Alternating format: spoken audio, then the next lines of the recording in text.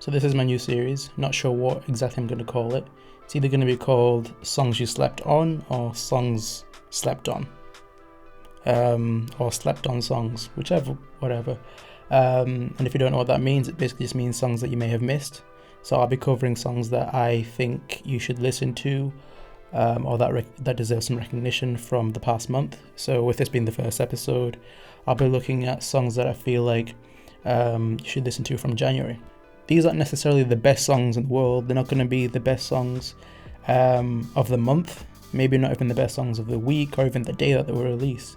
It's just songs that I feel as if need to be out there and people need to know about them. They may be because it's from a lesser known artist who I think has released a really good song, or from a really big artist that I think, oh, this is still a great song. I do recommend that you listen to all of these songs though, and I'll put the playlist, the Spotify playlist, down below in the description. So go ahead, just click on that, listen to all these tracks, or whatever you find interesting, whatever piques your interest, whatever floats your goat. I guarantee that you will like one, actually. Yeah, I think you will. You'll like at least one of these songs.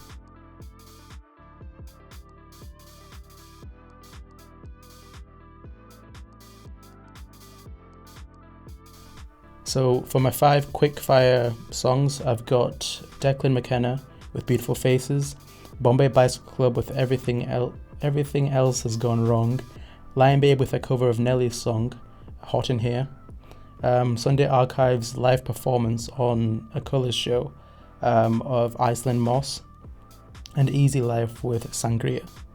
5 great songs, go give them a listen. For my first star of the month, a song, I have Conan Gray with The Story. It's a great intimate track, quite breathy, quite close, talking about the hardships of life and all the struggles and the harsh reality of what life really gives you and what it offers you, and how it can break up relationships, and how the situations that are thrown at you can destroy people. But yet Conan still has this sense of optimism throughout the entire performance, or as the performance goes on. You see that he is somewhat optimistic of his own chances in life, and how him and his loved one can fight anything, and they can battle and win any challenge that is thrown at them throughout life. Another song that I think you should listen to is Rina Sawayama with her song Comme des Garçons, or Like the Boys.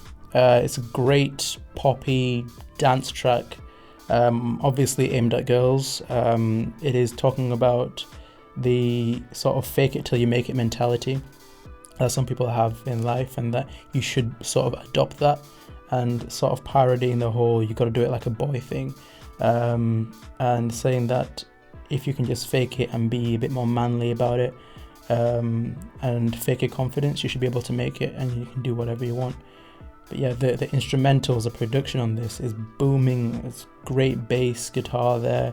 The drums are somewhat simplistic, but they do so much to the song. It feels like there's so much happening in this song, and it all works so perfectly.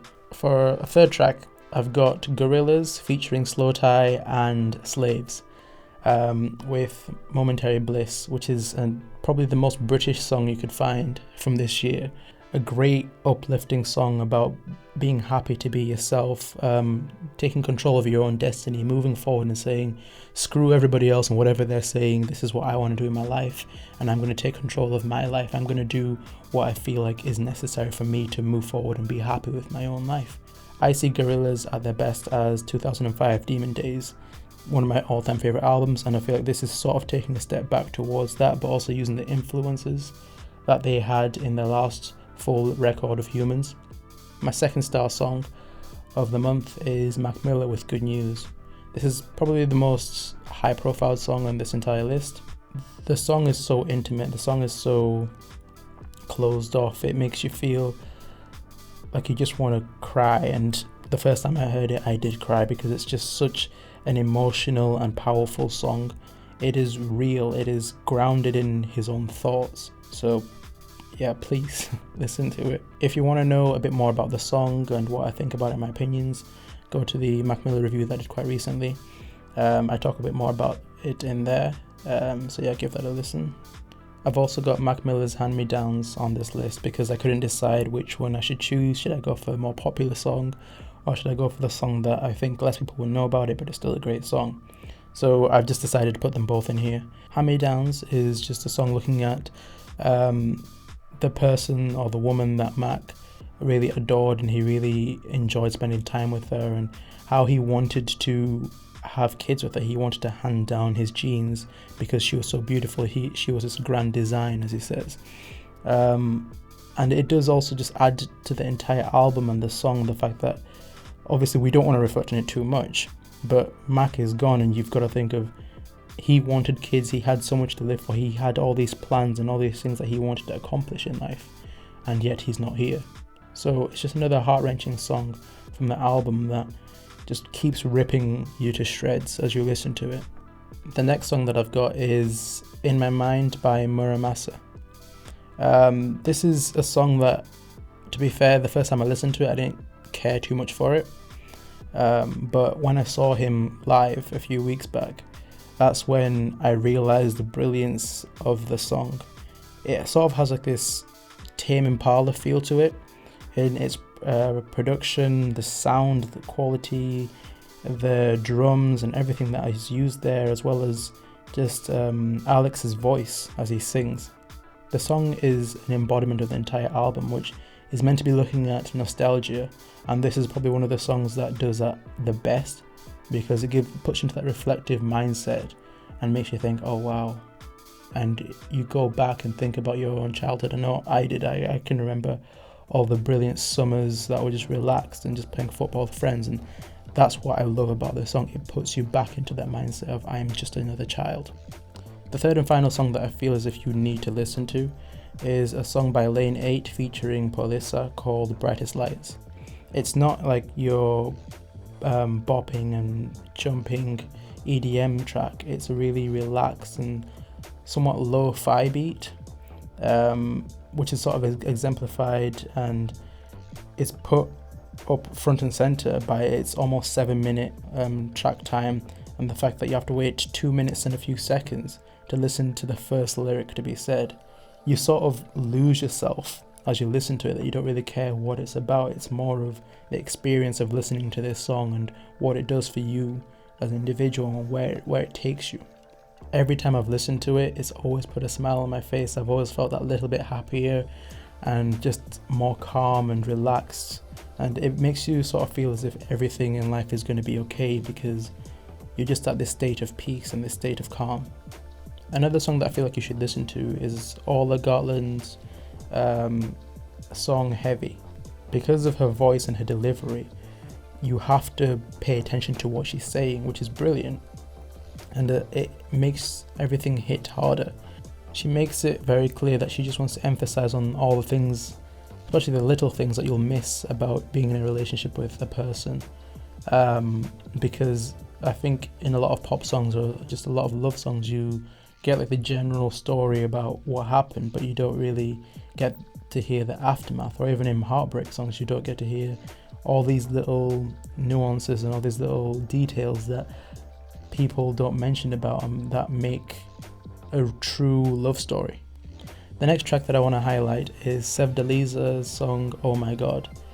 Sevdaliza is a Dutch-Iranian artist, so what she does in this song is she is sort of highlighting the issues and the conflict between Iran and the USA right now, sort of portraying America as evil, but not really explicitly expressing what is happening there, which to me is a bit of an issue, but I feel as if this song needs to be out there. This song needs to be known and heard about because of, one, its subject matter, and two, the actual production and the performance on this. She has a wonderful voice and a wonderful performance on this song, which is only backed by this really good and sort of slow trap beat that I feel as if somebody like XXXTentacion would have probably jumped on and excelled on.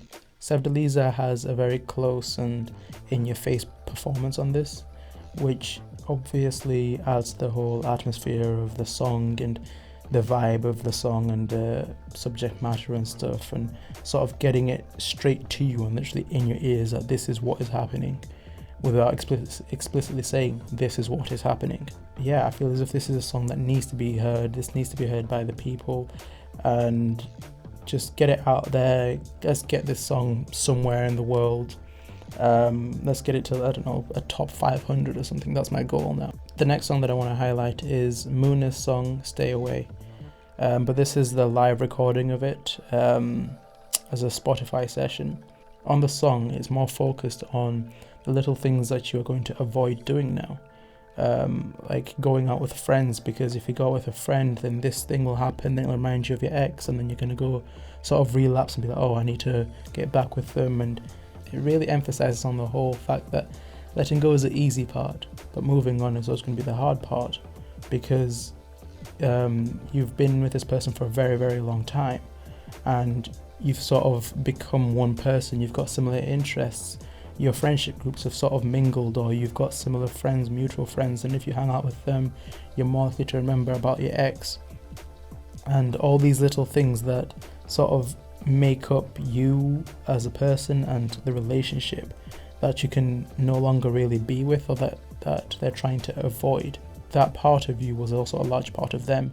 And if you don't want any connections with them, those may be things that you have to give up, or those may be things that you believe you have to give up, just to be able to move on and move forward with your life.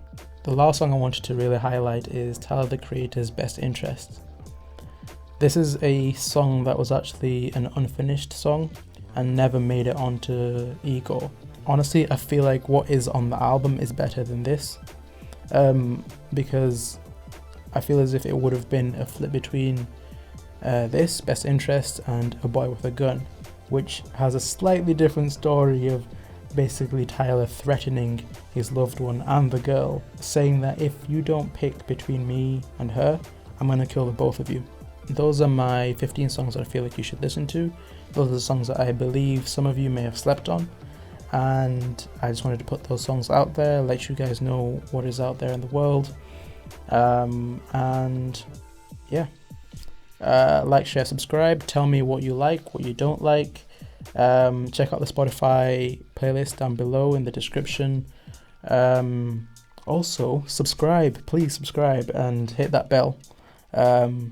I'm sounding more and more generic and cheesy as I get on with this YouTube channel, but yeah, some things have to be done. Also follow the socials. I do post quite a lot on Microcosm, so yeah, I hope you enjoyed this video, and hopefully I will see you next month with the next episode.